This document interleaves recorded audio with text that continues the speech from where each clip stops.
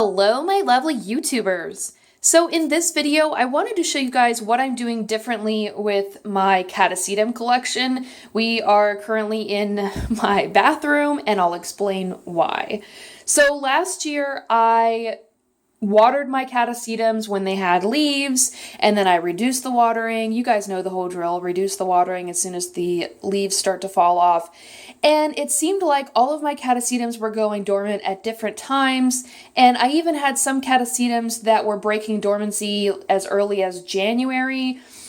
Typically, the Catasetums, they'll break dormancy in the spring, and then I had some that didn't go into dormancy until February, and so it was really annoying with all the different watering schedules. So what I decided to do this year is to reduce the light, reduce the water, all at the same time, and see if I could get these guys to go dormant at the same time. And I've had these guys in here now for about a week and a half, and I'm really pleased with the results. So in just a week and a half, this Catasetum right here, this is Clowesia, I believe, or Clowacetum Grace Dunn. Oh, it's a Clowesia, I believe.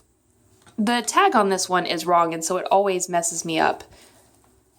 It says Catasetum Grace Dunn. I can't get the tag out. But this one has decided to drop its leaves, as you can hear. Media is really, really dry.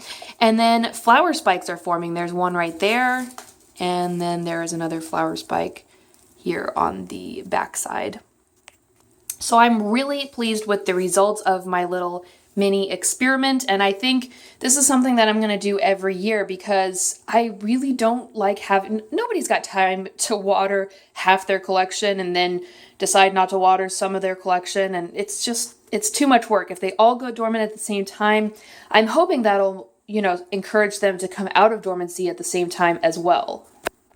Maybe asking yourself, Brittany, why are you completely cutting out water? Why aren't you waiting until the plant starts to lose leaves and then gradually reduce water? And here's my thinking on the subject. They are already as big as they're going to get. So by me keeping them watered and moist and waiting for them to eventually go dormant, I really don't see the point in that. So if I just completely cut out water and the plant goes into dormancy, well, all of them, if they go into dormancy at the same time, that's not only going to be good for me, but I think it'll be good for the plant as well to keep on a regular schedule. So not only are they as big as they're going to get, but they're not going to produce any growths right now. There's not enough sunlight, there's not enough heat, there's not enough moisture, so there's really no point in me continuing to water. Of course, I've already completely cut out fertilization, and they're already getting reduced light, so it only makes sense for me to reduce the water completely, cut it out, just no water at all at this point. It only makes sense for me, and that's why I decided to do this method. And like I said, I've been getting really, really good results. This one went dormant in like a week. So all of the leaves dropped, and it's not too badly shriveled. The back bulb is a little bit shriveled, but that's natural. And the front bulb here, the newest growth, is nice, fat, and happy. So in my bathroom, there's only this small window, and that's really the only kind of light that these guys are receiving. You can see these are the ones that I have currently in spike and bloom. This one's just starting to open up. This one's crazy. It bloomed like 3 times this year. And then this guy is just starting to go dormant. I mean, they are not getting any water. Can you hear how crunchy that is? They're not getting any water right now. And yes, the back bulbs are shriveling, but it's not the end of the world. So here's a little bit more of an extreme example of the back bulb shriveling right here. I'm really trying to get these guys to go dormant, and, I'm not going to water it. So if the back bulb shrivels, and, I'm really worried about the newest growth. So if the newest growth starts to shrivel, then I will water it.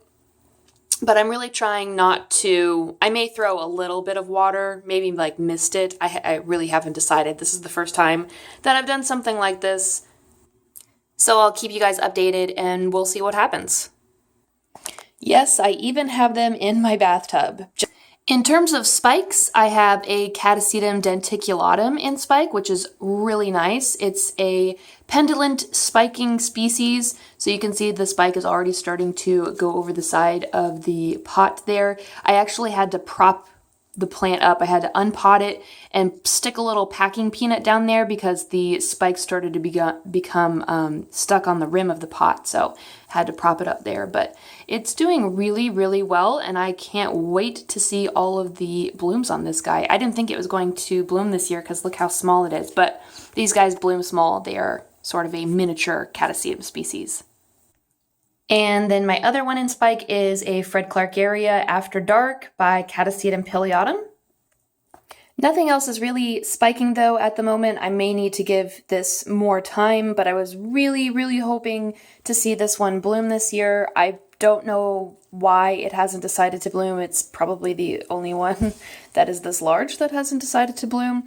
This is a Catasetum Veroni, and it's probably, yeah, actually it is my biggest Catasetum. It's absolutely massive. It put out all of these new growths this year. I think it has, yeah, 4 new growths this year and not a single spike. So hopefully as time progresses, it will decide to put out a spike. It's still quite plump and hasn't lost any of its leaves, so there's still time for it to spike. And finally, over in this box, this is where I'm keeping the ones that have already gone dormant, and I'm just storing them like tulip bulbs. I have all of them labeled. So yeah, this is where the ones that are already dormant are, and you can see all of the leaves that they've lost while in this setup. So I really like this. I think this is something that I'm going to do in the future. If you guys have any questions or comments, you guys know where to leave them. I hope you enjoyed this video. If you did, please give it a thumbs up. You can follow me on Facebook, Twitter, Instagram, tons and tons of places. You can also subscribe to this channel for more videos like this one in the future. Until next time, I will see you later.